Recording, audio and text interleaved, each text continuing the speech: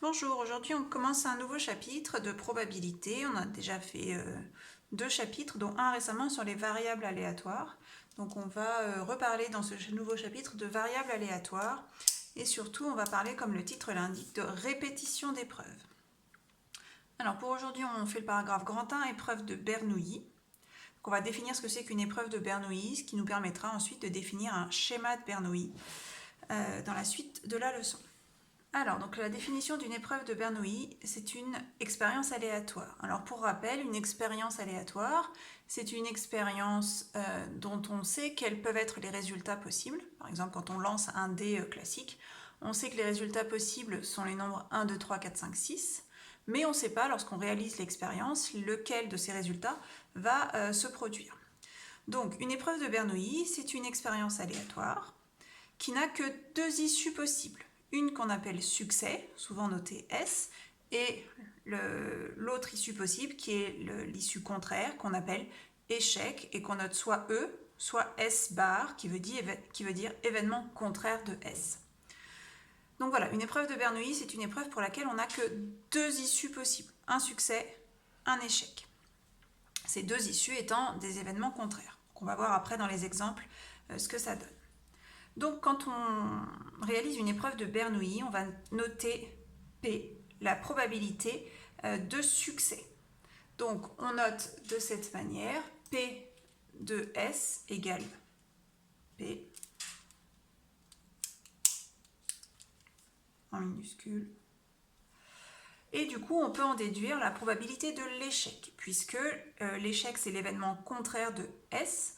Sa probabilité est égale à 1 moins P. Imaginons qu'on ait 40% de probabilité de succès. Forcément, la probabilité d'échec, c'est le complément à 1, le complément à 100%, donc 60% par exemple. Alors, on va voir dans des exemples plus précis ce que c'est une épreuve de Bernoulli.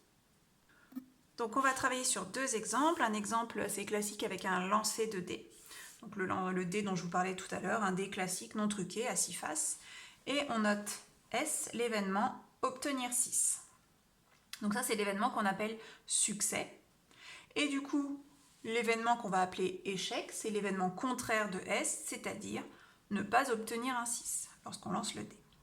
Donc c'est bien une épreuve de Bernoulli parce qu'on n'a que deux issues possibles, obtenir 6 ou le contraire, ne pas obtenir 6. Ça ne nous intéresse pas de savoir si on a obtenu 1, 2, 3, 4 ou 5. Ce qui nous intéresse, c'est est-ce que c'est 6 ou est-ce que c'est pas 6. Donc, c'est une épreuve de Bernoulli pour cette raison. La probabilité de succès, qu'on note P, elle va être égale à 1 sixième, puisque on a, lorsqu'on lance un dé classique, une chance sur 6 d'obtenir un 6, puisqu'on a une seule face qui porte le numéro 6, et en tout, 6 faces possibles, 6 issues possibles. Pour la probabilité d'échec, donc soit on applique la formule qu'on a vue au-dessus, on calcule 1 moins P, donc 1 moins 1 sixième, c'est-à-dire 6 sixièmes moins 1 sixième, ce qui fait 5 sixièmes.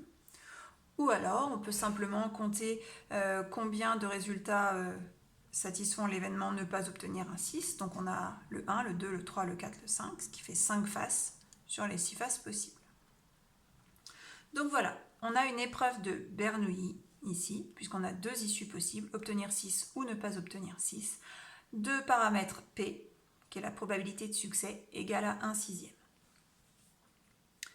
Deuxième exemple, un contrôle de qualité. Dans une production de 50 000 pièces, on considère que 2% des pièces sont défectueuses. C'est-à-dire que si je prends au hasard une pièce, parmi les 50 000, je vais avoir 2% de chance, une probabilité de 2%, de 2 centièmes, que cette pièce soit défectueuse. Donc on prélève une pièce au hasard et on note dès l'événement, la pièce est défectueuse. Alors ici, c'est cet événement, bizarrement, qu'on va appeler succès en fait. Je ne l'ai pas noté S, je l'ai noté D. Mais c'est bien une épreuve de Bernoulli parce qu'on n'a que deux possibilités lorsqu'on prélève une pièce au hasard. Soit elle est défectueuse, soit elle ne l'est pas. Donc on n'a bien que deux possibilités. La probabilité d'obtenir une pièce défectueuse, qu'on note toujours petit p, puisque c'est ce qu'on considère comme étant le succès, elle est de 2%, ou 2 centièmes, qu'on peut écrire 0,02. Et du coup, la probabilité de débarre, qui est l'événement contraire du succès, c'est-à-dire l'échec, elle est égale à 1 moins P, 1 moins 0,02, ce qui fait 0,98. Okay, on voit bien que la somme des deux fait 1. Donc voilà pour nos deux exemples. Alors ensuite, on va parler de loi de Bernoulli. Alors, si on crée une variable aléatoire et que pour chacune des deux issues, on associe soit 1 pour l'échec, soit 0, non, soit 1 pour le succès, pardon, soit 0 pour l'échec, on a ainsi créé une variable aléatoire qui suit une loi de probabilité qu'on appelle loi de Bernoulli. On va dire que la probabilité d'obtenir 1, c'est-à-dire d'avoir un succès, est égale à P. Et la probabilité d'obtenir 0, c'est-à-dire l'échec, est égale à 1 moins P. P est le paramètre de la loi de Bernoulli. Si on résume cette loi de probabilité, vous savez, les lois de probabilité, on les présente sous forme de tableau.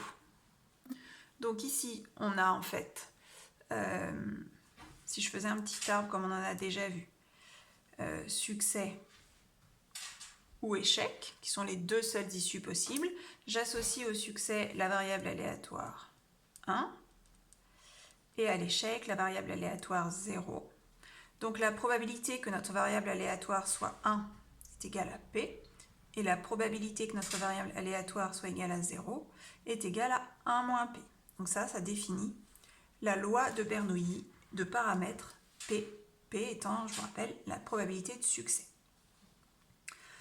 Quand on a parlé de variable aléatoire, on avait parlé d'espérance de la variable aléatoire. Pour obtenir cette espérance, on appliquait une formule qui pouvait être parfois un petit peu longue à appliquer. Donc à partir du tableau qui nous donne la loi de probabilité, il suffisait de multiplier les nombres du haut, les valeurs prises par la variable aléatoire, par leur probabilité, et de faire la somme de tout. Donc si je le fais ici, ne l'écrivez pas, l'espérance de ma variable aléatoire grand X, ce serait 1 fois P plus 0 fois 1 moins P. Il se trouve que si je fais 0 fois quel que soit le nombre ici, je vais obtenir 0. Donc il me reste seulement une fois P, ce qui fait P. Et donc c'est l'objet de la propriété suivante. Si on a une variable aléatoire X qui suit une loi de Bernoulli de paramètre P, alors l'espérance de cette variable aléatoire est égale à P. C'est-à-dire qu'en moyenne, si on répète un grand nombre de fois l'expérience, eh bien, en moyenne, notre variable aléatoire prendra la valeur P.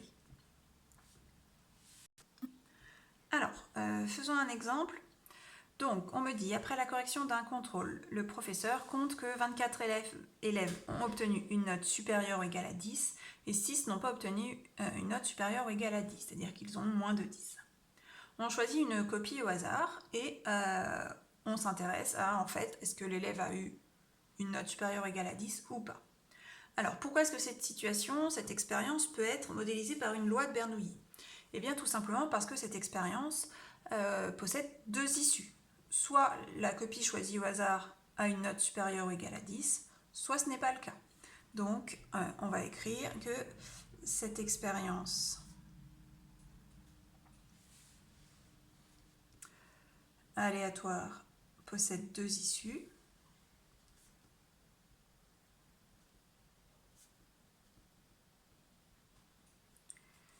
Une qu'on va appeler succès. La note est supérieure ou égale à 10. Et l'autre qu'on va appeler échec. La note est inférieure à 10. Donc voilà pourquoi est-ce qu'on est bien face à une expérience de Bernoulli.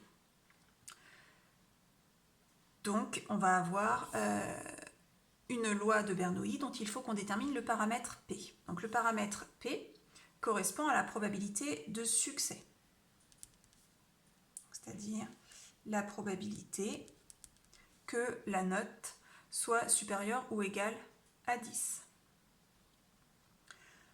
si on regarde les informations données dans l'exemple, dans l'énoncé, vous avez en tout 34 élèves dans cette classe. 30, pardon, puisqu'on a 24 élèves qui ont une note supérieure à 10 et 6 pour lesquels ce n'est pas le cas. Donc on a 30 élèves dans la classe et parmi ces 30 élèves, 24 ont une note supérieure ou égale à 10. Donc on a une probabilité de succès de 24 sur 30, puisqu'on a donc 24 chances sur 30 d'avoir pris au hasard une copie dont la note est supérieure ou égale à 10. Donc, si je simplifie cette fraction, ça fait 4 cinquièmes, soit 0,8. Donc du coup, ça c'est le paramètre de notre loi de Bernoulli. Donc on va dire la situation est modélisée